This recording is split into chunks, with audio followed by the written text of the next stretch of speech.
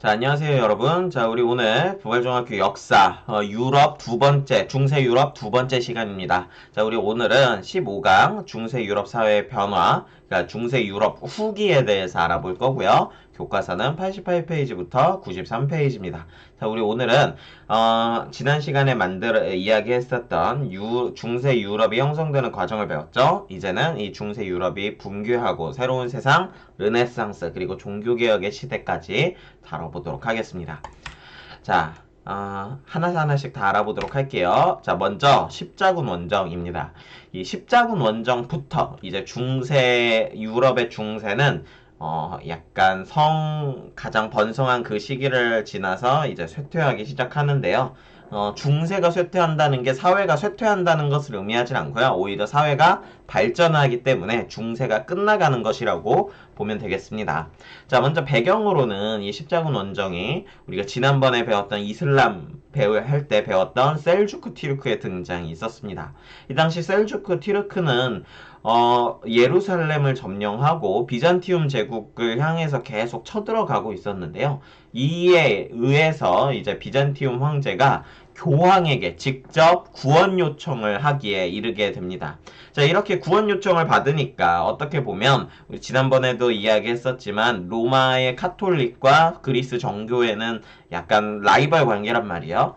그런데 이제 자존심을 접고 도와달라고 한 거죠. 그렇게 되니까 교황은 이제 교회의 권위가 상승할 수 있는 기회라고 생각했고, 또 내부에 있었던 이 기독교도들 간의 전쟁을 어느 정도 완화할 수 있지 않을까. 이왕 전쟁할 거면 이 기사나 이런 사람들이 이왕 전쟁을 할 거면 자기네들끼리 싸우지 말고 이교도랑 싸워서 기독교의 영향력을 넓혀라 라고 이야기를 한 거고요.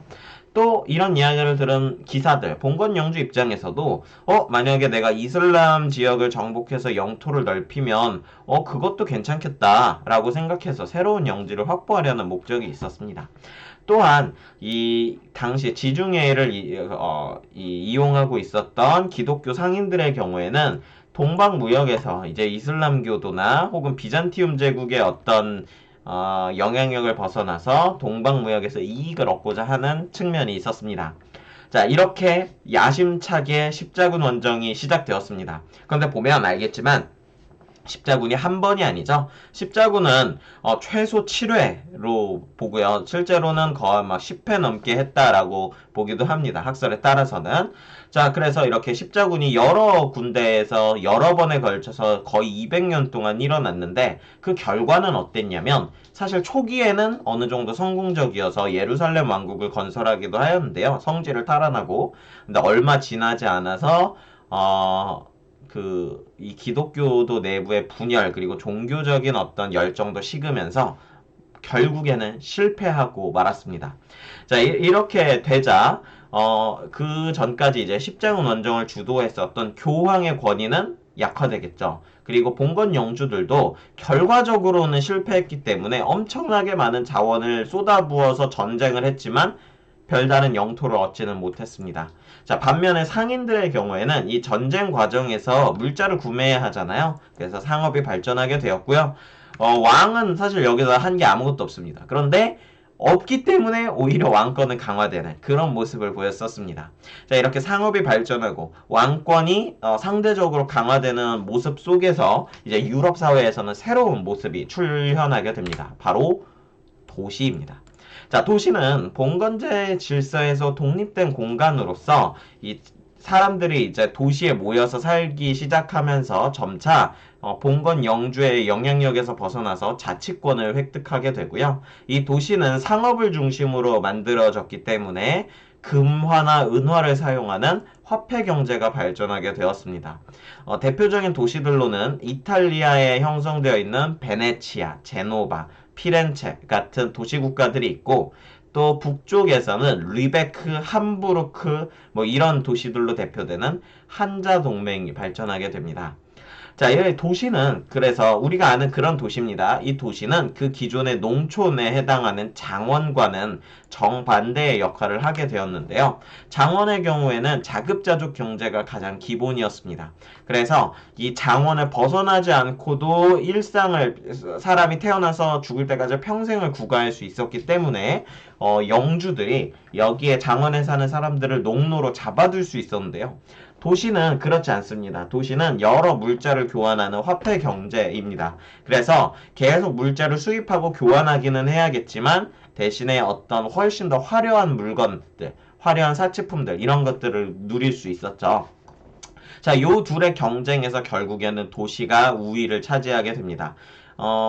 장원을 가지고 있었던 봉건 영주들이 약화되기도 하고요. 십자군 전쟁 과정에서 또 도시가 상업을 통해서 발전했기 때문입니다.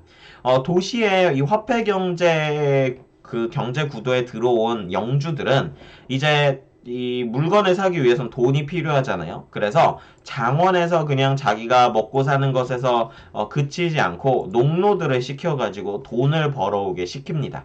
근데 이 농노들이 그렇게 돈을 벌어서 아예 자유민으로 신분을 사거나 아니면 도망을 가거나 이런 일들이 되게 많이 일어나게 돼요. 그러면서 이제 장원은 점차 무너지게 되고 도시가 발전하면서 농민들은 농노에서 자유시민으로 이렇게 계속 발전하게 됩니다. 자, 더군다나 이 당시에 흑사병이라고 하는 전염병이 돌았던 것도 이 농노제가 없어지는, 장원제가 없어지는데 큰 영향을 끼칩니다. 이 흑사병이 확 퍼지면서 농노의 인구가 크게 감소하는데요. 이때 인구의 3분의 1이 죽었기 때문에 농노들이 많이 죽었습니다. 그렇게 되자 농노들의 경우에 되게 농노들의 몸값이 비싸지는 거죠. 그래서 농노들에게 어떤 사정하고 잘 편의를 봐주거나 혹은 이 사람들을 자유민으로 올려주지 않으면 어떤 봉건 영주들이 생존할 수 없는 그런 상황에 놓이게 되는 겁니다. 자, 그러면서 자영농민들이 증가하고 장원제가 붕괴하는 그런 모습을 보이게 되었습니다. 자, 한편 이 왕권과 교황권의 그 관계도 달라졌는데요. 이제 봉건 영주들이 몰락했죠. 교황권 역시도 쇠퇴하게 됩니다.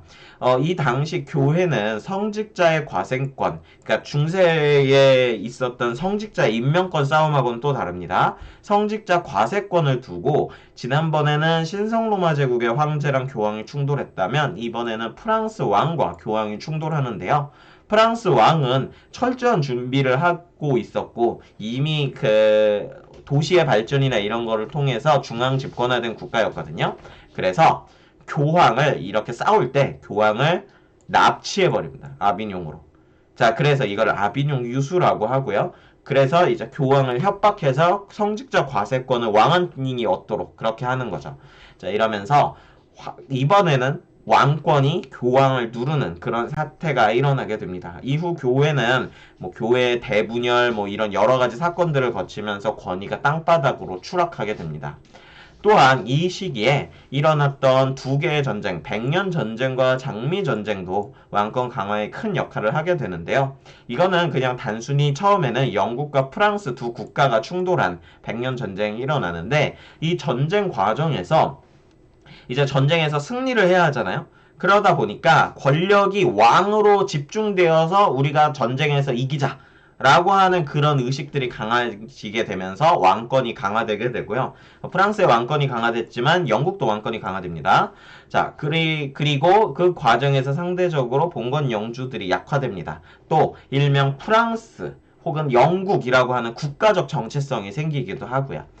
영국의 경우에는 백년전쟁 이외에도 영국 귀족 내전인 장미전쟁이 그 이후에 전쟁이 한 번 더 터지면서 귀족들이 대거 힘을 잃게 되는 사건이 발생합니다. 그러면서 영국의 절대 왕권이라고 하는 그런 왕권이 아주 강력해지는 그런 시간이 오게 됩니다. 대표적인 이 시기를 누렸던 왕이 엘리자베스 1세 같은 그런 왕들이었죠. 헨리 8세 이런 왕들. 자, 그러면서 이제 이 사회는 중세를 지나서 르네상스라고 하는 시대로 이어지게 됩니다. 자, 르네상스는 고대 그리스 로마의 인간 중심 문예 부흥 운동입니다. 문예 부흥 운동. 그러니까 르네상스라는 게 재생 혹은 부활이라는 거거든요. 뭐가 부활하는 거냐면 중세가 죽고 고대가 부활하는 겁니다.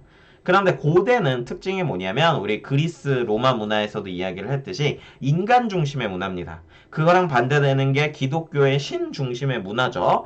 자, 그래서 중세 로마 카톨릭 질서가 약화되고 인본주의, 인간을 중요시 여기는 인본주의가 나타나게 되는 것, 이게 르네상스입니다. 자, 그 대표적인 게 바로 이런 초상화입니다. 중세에는 초상화가 없습니다. 인간을 그리지 않았어요. 중세는 오로지 신만을 그렸습니다. 그런데 이제 초상화가 등장하고요. 또 르네상스에서는 이렇게 누드화도 되게 많이 심심찮게 등장합니다. 특히 이탈리아 르네상스에서는요. 자, 이탈리아 르네상스는 이탈리아라고 하는 지역이 원래 고대 로마 제국이 있던 곳이잖아요. 그래서 문화유산들이 많이 남아 있었고요. 또 이슬람과의 십자군 전쟁에서 동방 무역이 발전한 것도 있고 이 당시 멸망한 비잔티움 제국 피난민들이 그리스와 로마의 어떤 전통 유산들을 보존하고 있다가 이탈리아로 가지고 들어오거든요. 그러면서 고대 그리스 로마의 문화를 부활하고 발전시키고자 하는 르네상스가 나타나게 됩니다. 대표적인 인물로는 레오나르도 다빈치, 미켈란젤로, 보티첼리 같은 인물들이 있습니다. 자, 반면에 북유럽에서도 이제 조금 시기를 늦춰서 이제 르네상스가 일어나게 되는데요. 이탈리아 르네상스의 영향을 받은 게 있습니다. 자, 그런데 여기도 부활은 부활인데 좀 독특한 부활입니다. 이탈리아 르네상스가 그리스 로마 시대를 부활시켰다면 북유럽 르네상스는 초기 기독교 사회를 부활시키려고 노력하였어요. 그러니까 사실 따지고 보면 우리가 가장 유명한 로마인 중에 한 명 있잖아요. 예수 그리스도라고. 그러니까 사실 예수의 초기 기독교 시대, 여기도 로마 제국이거든요. 그래서 이 시기를 부활해보자 라고 하는 운동이었고요. 북유럽 르네상스는 종교개혁 그리고 기독교라고 하는 것과 굉장히 결부되어 있었기 때문에 기본적으로 사회 비판적인 성격이 강했고요. 생각보다 경건했습니다. 쉽게 말해서 누드화가 없어요. 그리고 대신에 일반 민중의 삶을 이야기하는 이 민속화가 발전합니다. 그러니까 여기도 인간의 삶을 조명한 거예요. 그런데 이게 어떤 화려하고 인간의 어떤 그런 원초적인 그런 거를 표현하기보다는 인간의 일상을 표현하려고 노력을 했었던 거죠. 자, 대표적인 인물로는 사회 비판적인 글을 많이 썼었던 개혁가 에라스무스가 있었고요. 얀바네이크, 브리헐 같은 화가들이 있었습니다. 자, 이것도 아마 브리헐의 작품으로 보이죠. 자, 그러면서 이제 사회가 변화하게 되고요. 이 변화한 사회는 정치적 사건으로서는 종교개혁을 불러일으키게 됩니다. 자, 이 당시 중세 말에는 교회가 타락하고 있었습니다. 그리고 교회는 이 당시 추락한 교회의 권위를 부활시키기 위해서 돈이 많이 필요했고 면벌부라고 하는 거를 팔고 있었습니다. 이 면벌부는 뭐냐면 쉽게 말해서 지옥 면제권 같은 겁니다.